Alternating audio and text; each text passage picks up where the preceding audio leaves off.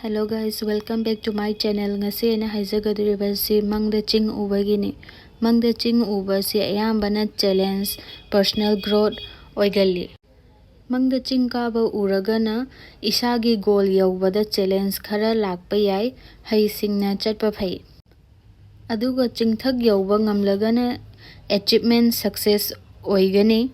Marakta laiba oiragana awaba khara mayoknagani adubu isada thajaba thambiyu.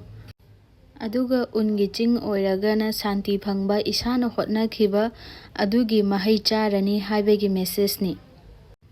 Aduga nungi ching oiragana punsigi awaba kaya adu mayoknabagi matam oire aduga punsigi tab oiba obstacle kaya adu face tawbagi matam oire haibadu tai. Aduga uwatana thanba ching oiragana nungaiba afaba opportunity tawruba thabak kayada mai pakpa punsida santi leina nungaina hingba ngamlagani haibadu tai. Aduga cloudy oiba mountain oiragana punsida confusion ama leire punsida leiba akiba oiba yai life decision matangda oiba yai tungi punsigi matangda oibasu yai adubu step aduda changbagi matangda oiga. Aduga landslide natraga chingninkhaiba oiragana punsida khangawdana honglakpa yai habadi aikoigi control da leitaba ishorgi nongdam haitare adugumbadu oigali.